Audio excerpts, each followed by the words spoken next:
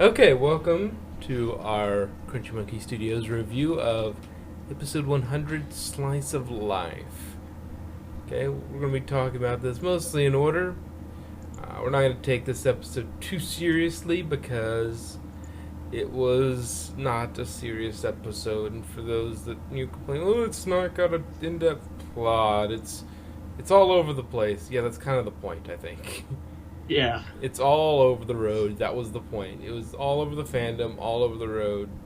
Craziness. That was the idea. But, you're welcome to your opinions. I just think it's silly to put that much analysis into this particular episode as compared to normal episodes. But, as this is still review and analysis, let's go through some things. Some fun stuff like, let's just start with, I did like this episode that they did let the main six take back seat. It just gives us a different point of view where we see, what how the town reacts to this situation.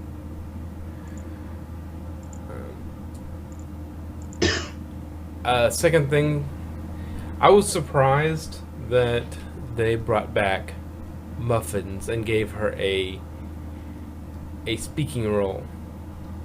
I mean, obviously they switched her name to Muffins for For people that don't know, Muffins is Derpy. yes, that's how she wasn't named in this show, but if you look at the credits, credits the role as Muffins, which I understand. They want to have Derpy in there, but they don't want to have all of the controversy. So nobody can have any problem with a name called Muffins, called Muffins. So that's how they got around it. But I was fairly surprised they let her talk again. Basically because I kept myself as spoiler free as possible, which was incredibly hard. Yeah, especially with all the temptation. It's like, oh no. Yeah, but I think the reason why they let her talk is because they changed her voice. Yeah, and they changed her name. They didn't change much else, but they did change her name and her voice, and I think that was enough in their minds to say, okay, we can have her. Although her name has been Muffins for a while, way before this episode. Yeah, I think they merged her over into Muffins as a way of responding to the last roundup problems. Yeah. Like, okay, well, we can't call her what her name is, so we'll just call her Muffins and all of her, like, everything we can't, or we'll use some sort of, pseudonym, some, like, some descriptive words for her, like, I think in the CCG, I think she's credited as Male Mare Pony. So, I mean, you got that. Yeah. She's credited as that, so that's how they've worked their way around it as best they could. Yeah.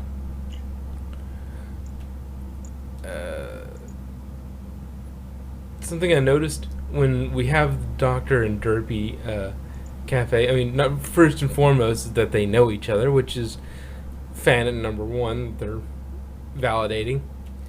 Derpy has a slight Brooklyn accent at the cafe. If you listen to her, she's got a very, very slight Brooklyn accent, or it might be Queens. I'm not really good with discerning New York accents. So me neither. But it might be Brooklyn, it might be Queens. But it's very, very slight.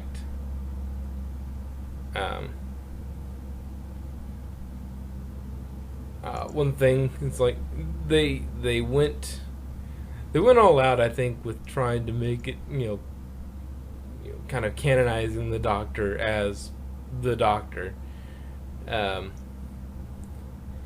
He has he has several phrases in there that make it interesting, like my life's work, decades, well, centuries really, of research and experimentation. So he's either a time pony or Earth ponies have incredible longevity. Which, I mean, from Granny Smith, she's been around for a very long time. Yeah. Maybe they're just one of those groups that it's like, okay, you're an Earth pony or you're just a pony in general. You basically, outside of illness, injury, or accident, you are going to live a very long time.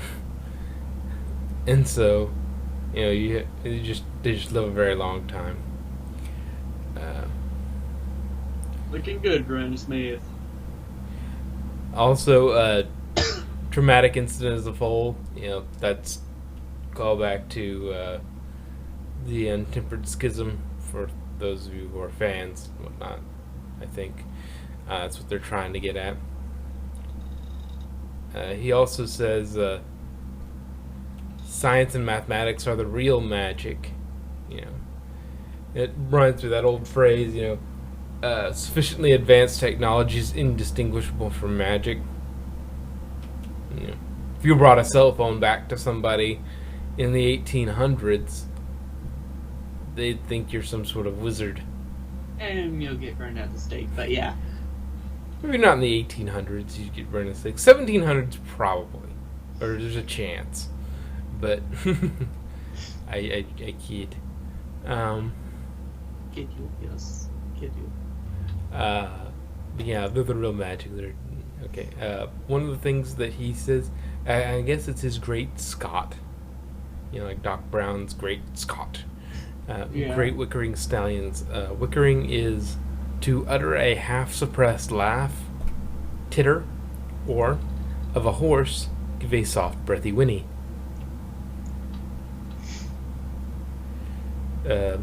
So, that's the thing. If you didn't want to look that up, that's what that means. Why does he need the sleeves on his suit altered? Okay, wouldn't he have gotten that done when he got it? It was probably like a really old suit he had in his closet. He got like years ago, and he grew a little bit. So since he grew up a little bit, he had to get his sleeves altered. Well, okay, so here's because I got a suit like that in my closet. Okay, well, he's said these decades worth of things, so he's probably been an adult for a while. So I would figure all his suits would be the right size by now. True, but all those crumpets just make a pony fat. Well, he wasn't asking to let it out. He was asking for the sleeves to be adjusted. I know. So he regenerated. That was precisely what I was getting at. It's like, why does he need the sleeves on his suit altered? Wouldn't he have gotten that done when he got it? Regeneration, perhaps. He got longer legs, and he needed to get his suit fixed. A funny joke. It was silly, but it was fun. Was the what's this word you keep using? Man. It's like, it makes sense for the Lebowski to man. It makes sense, but it was a nice touch that they went, wait, what is this man you keep talking about? Yes, quite. Man.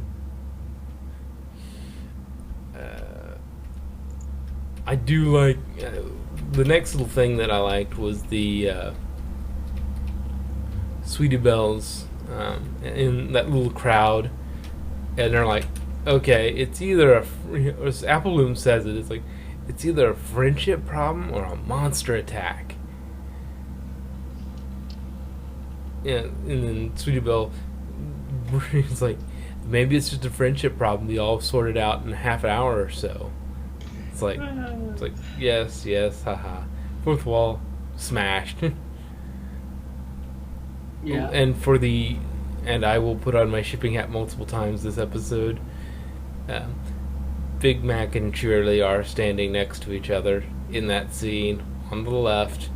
If you look at the scene, they are standing on the left together.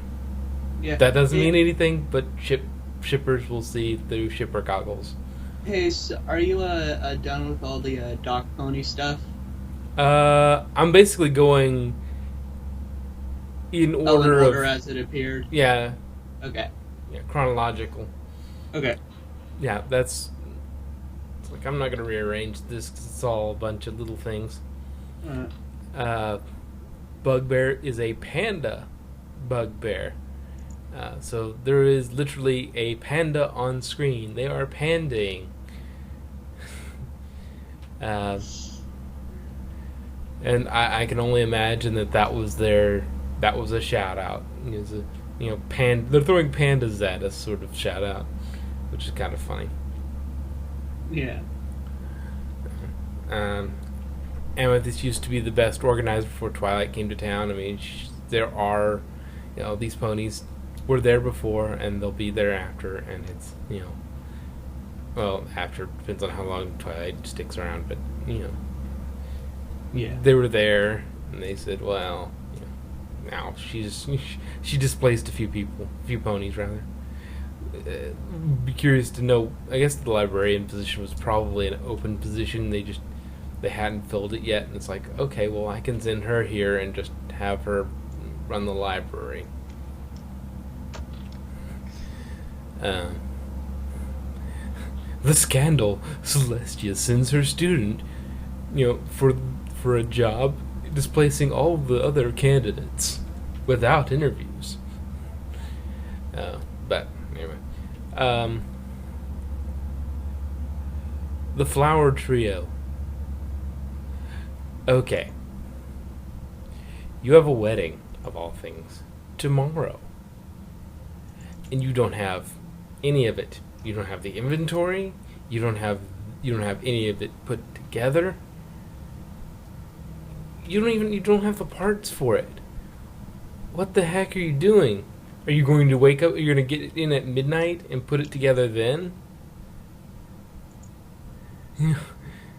Are you going to get it at 5 the day before and try and assemble everything right before the wedding? I mean, sometimes there's a lot of flower arrangements for that sort of thing.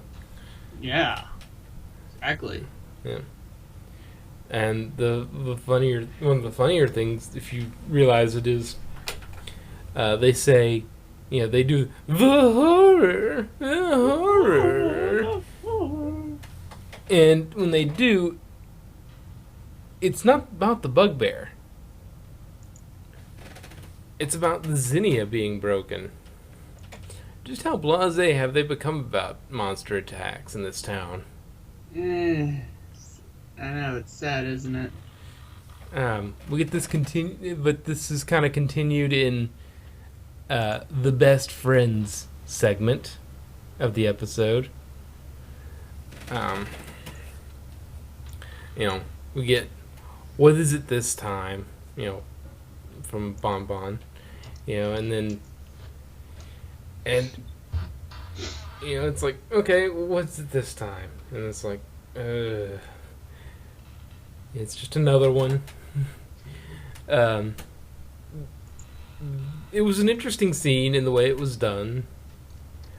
That particular scene, the Lyra scene, it was an interesting scene in the way it was done, because if you were reading the script without any visuals or emphasis or style on it, it's a completely innocent kind of scene. They're just, yeah.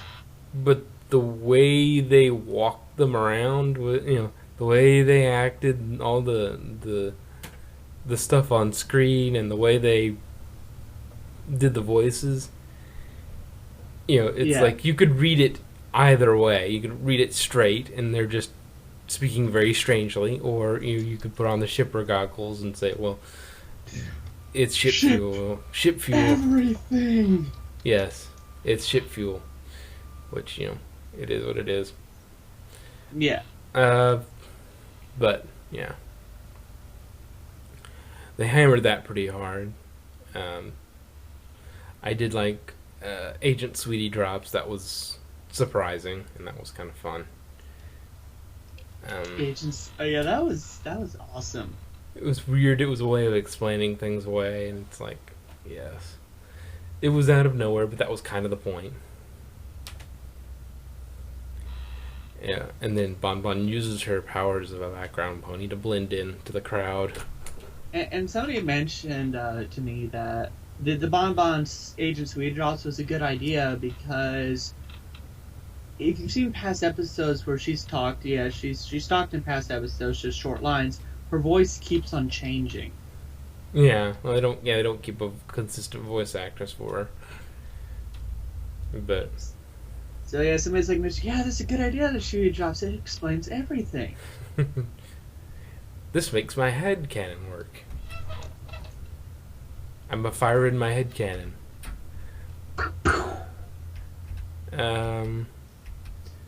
One thing that I did like also about this episode was they used the bugbear for transitions, like Instead of black screen. yeah, instead of just fading in and moving to a different scene, they kind of visually it's a fun thing because what they have the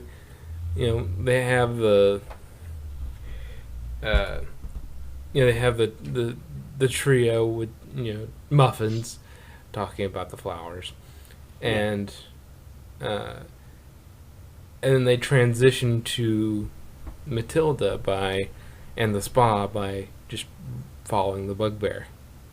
Yeah. And so that was kind of a cool. They did that a few times, and I like that. So you still see the fight going on in the background, but you don't really. It's not and it's intense, but it's not the most important thing going on in the scene. Yeah. Or given the most prominent spot. Oh. Yeah. Stephen Magnet was both brilliantly sweet and also incredibly stupid at the same time this episode. I mean, he starts off with, the only thing he cared about was finding you. Well, that and a baldness remedy or something to that effect. And so, but then he followed, it's like, okay, that's sweet, and that's nice, and ooh, that's warm and fuzzy, it's fun. And then he goes right into this really off the wall, the ponies don't care about the marriage, they care about the wedding. The wedding is everything. It's like a great way to calm the nerves of a bride-to-be and be a bit shallow there, Stephen. I had a friend that had the complete opposite reaction to it. They're like, it said that they were happy for that part because I guess there's like a thing where people keep on saying, oh, the wedding's not that important, but it's like this episode said no, the wedding is the most important part. Okay, I see what that's going from. Yeah, I'm just reading it straight. I mean, if he wants to read it that way, yeah, I guess that's one other way to look at it. But and even then, it's not all about the wedding. Even then, because it's the wedding is what strings it along, but it's all about the different backgrounds that are doing all this work. From there, we do get confirmation that Scratch Tape are at least roommates, and fairly committed to that roommate situation, or really lucky because the entire house is split down the middle. That's quite a financial investment to get that sort of house together. It's cool though. Yeah, it's really cool, but it's like that's a large commitment to getting a house split right down the middle like that. You either had that done, which means you two are investing a lot of time to be together, a lot of financial investment there to be roommates, be just roommates, or you happen to find it, and that's one that's exactly split down the middle with each of your individual styles, which is not unheard of, but also the fact that it doesn't look like any other house in the town. it looks different from everything else. I mean, it's still got the kind of the thatch roof, but it's. I mean, I could be wrong if that's a thatch roof, but it's got that same kind of roof as everything else, but it's a very different build style. Yeah. But so they either found a great place that's split right down the middle already, or they put in an awful lot of investment for being roommates. They intend to be roommates for a while, I suppose. The faces during their jam session was just amazing. It was just great. Especially Octavia, because she doesn't have glasses, so she had a much more expressive time. And then we had the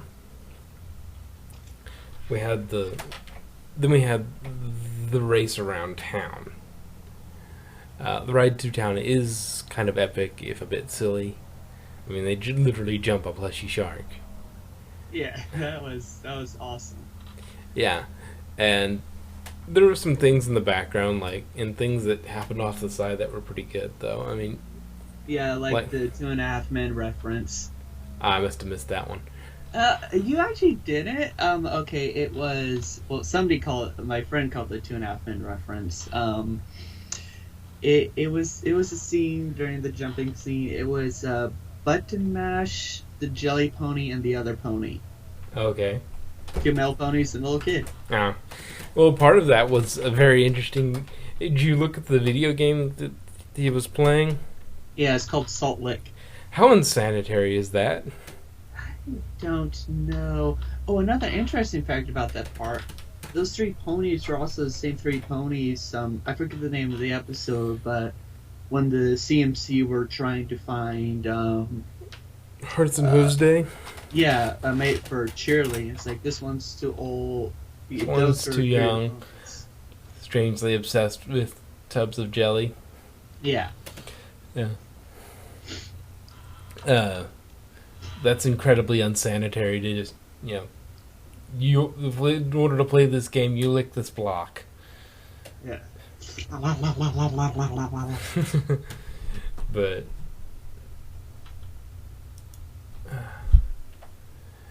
yeah, and then we get Twilight Kane messing everything up and tripping the whole setup. God, I can't believe they brought that back.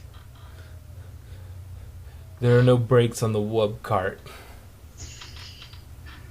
Oh my god! And there was that flash of the design for the next generation ponies. Oh no!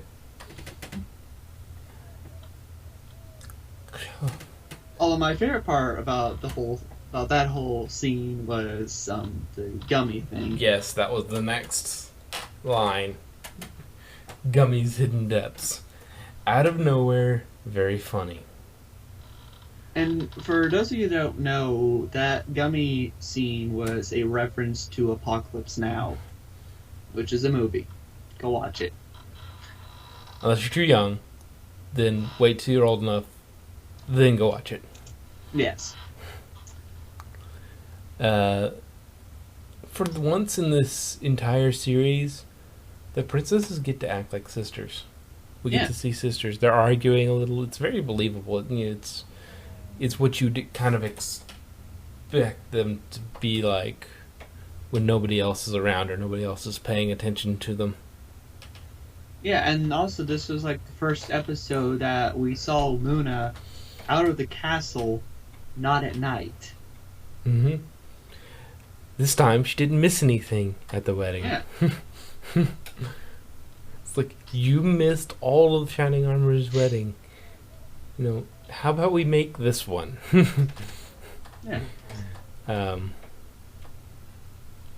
One thing I didn't like, it's one of the few things I didn't like about this episode, was Shining Armor always cries at weddings. It was kind of out of left field, and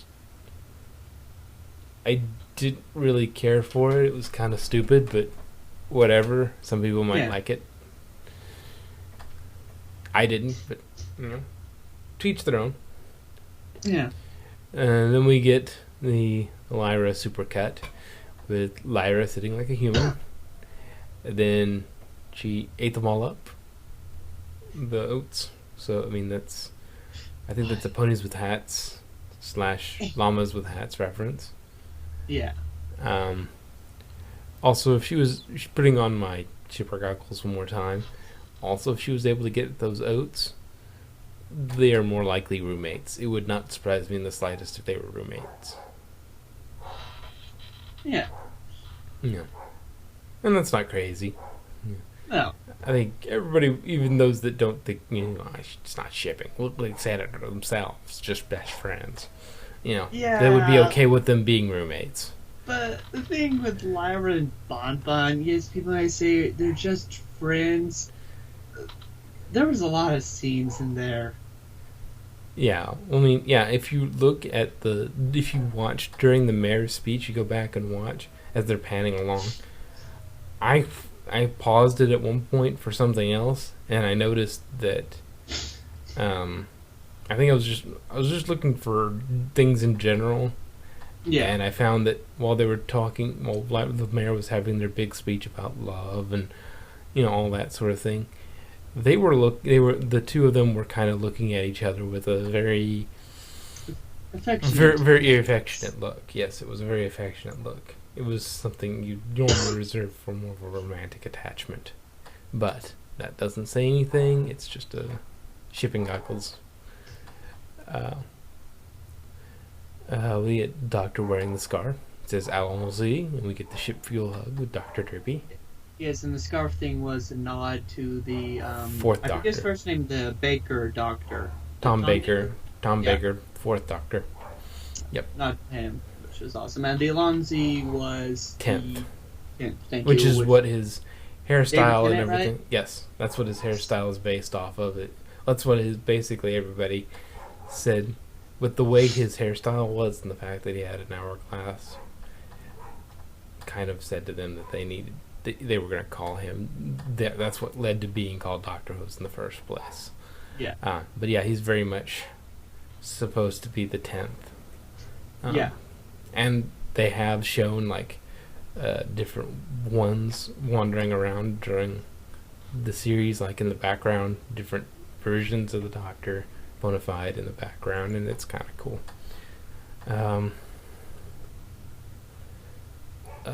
We do get Stephen Magnet does pass along the generosity of the mustache. And I was surprised with that. It's like awesome. It wasn't that surprising. I mean, it's like here's a callback to the first, Yeah. that First episode. No, I'm not sure it was in the first episode, but it was at least in the first 2 episodes. Yeah, second episode. Second, yeah. Yeah, I think it might have been in the second episode, but I could be wrong. I don't care. It was in the Friendship is Magic. Yeah, but you'd be really cool. Oh, I would have found this cool. What if half of his mustache was still Rarity's tail? No, it's had time to grow out since then. True, but it still would have been cool in my opinion. Or if he liked the style of it, and halfway down his mustache, he dyed both sides of his mustache halfway down purple, and curled them to That reach would the have same been cool. effect.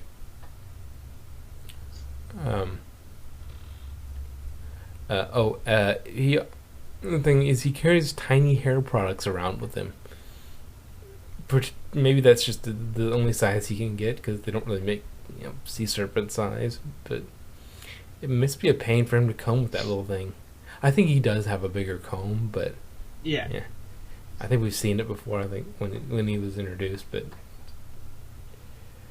I could be wrong. But yeah, it's just kind of funny that he has to use such tiny hair products. Yeah. Poor little guy. I mean, Little. Big guy. Big.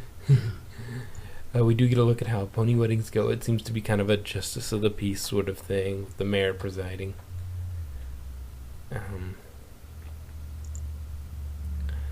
We get we get a couple things during the speech. We get the Lyra look. We also get the changeling sitting by himself, scaring the foals. That was an interesting thing. I like that part.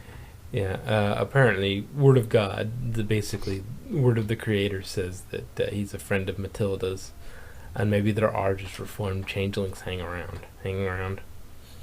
Um, I would have laughed if it was instead of just a regular change thing, if Chrysalis was at the wedding.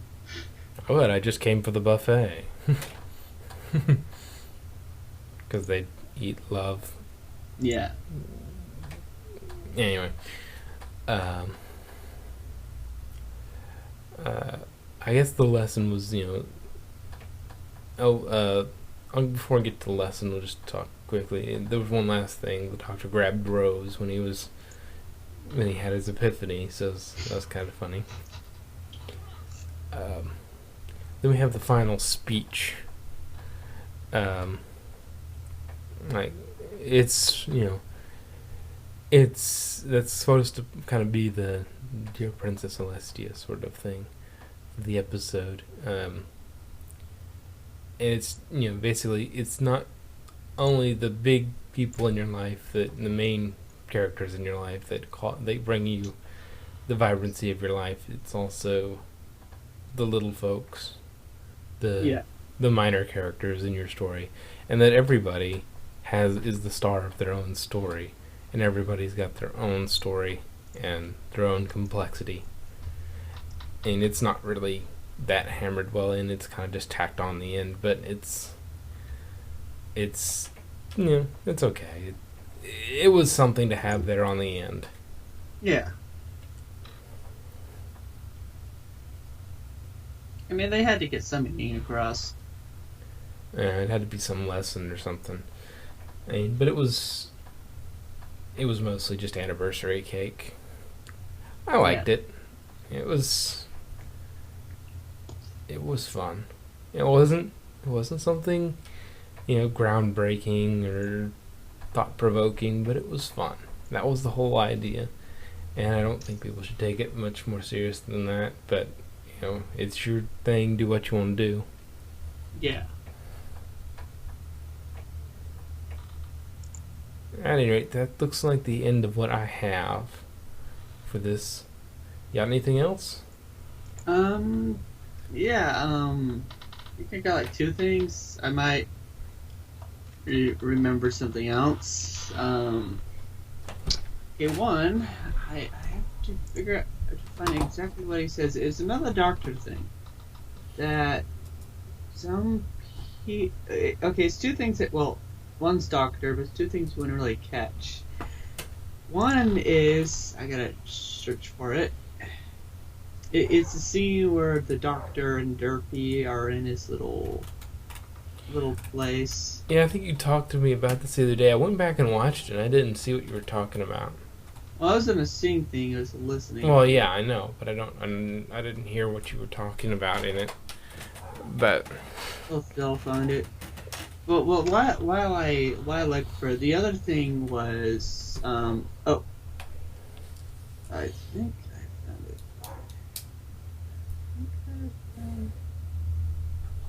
I think I found it.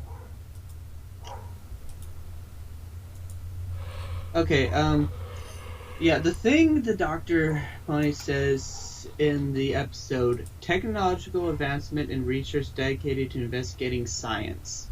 I don't think he ever says that. He does, but he says it really quick. Anyway, it means TARDIS. Well, Yeah, it's spelled yeah. out TARDIS. Yeah, I know that one, but I don't remember ever hearing him say that, but whatever. And, well, another thing that most people don't catch, and even if they did catch it, they wouldn't really care, because, not a lot of young kids have seen the Big Lebowski movie. Oh, yeah. Which I'm guessing you have, at least, right? I've probably seen the better part of it in bits and chunks here and there. Well, okay, I forget I forget all their names, but in the Big Lebowski movie, one of them dies, and his ashes are put in a coffee can. Now, I bring this up because during the wedding scene, one of the ponies is gone and one of them is holding a coffee can.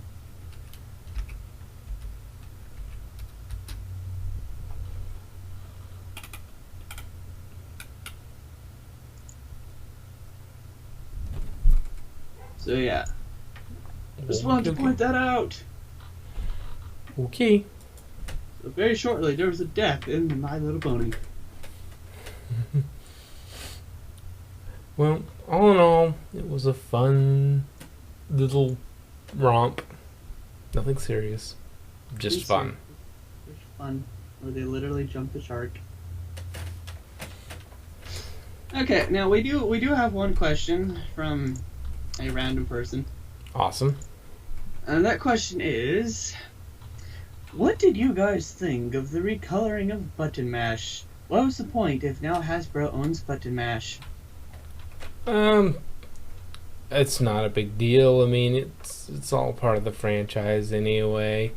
I didn't really care. I didn't really notice that much. That's most of my deal, is I just like, okay, whatever. I mean, whatever. Yeah, whatever. It's fine, whatever. No. Whatever. Okay, well, I got nothing more. Any more questions from the stream watcher people? Yes, any more questions? We have to wait like 20 seconds because of delay. Yes, ask us. Ask us. Yes. I should stop that before I scare them away. Yes, Madrock, please do. Watch out, or I will bump you down to banana status. You can't bump me down. Yeah, true. See, you're. I am the crunchiest of monkeys. We actually already referenced that thing, the 2.5 Men reference. We actually already did that.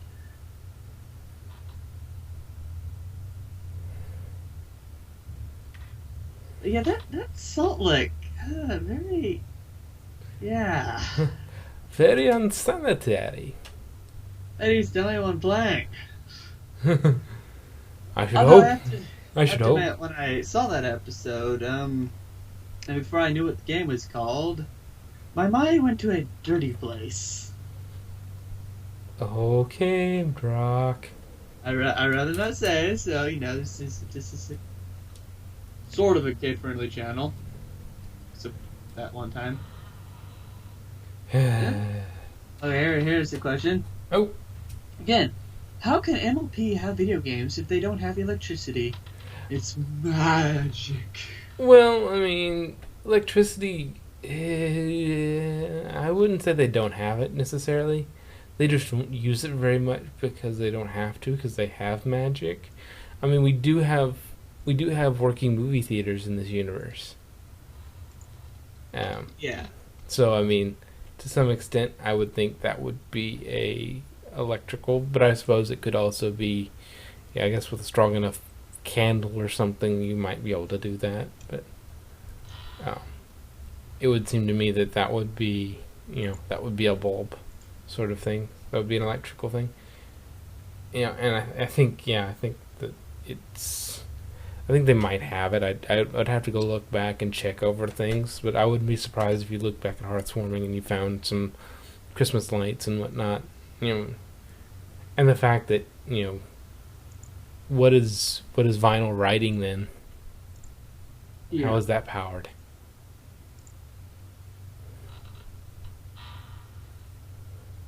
Yeah, it's like they have electricity, but it's not like their main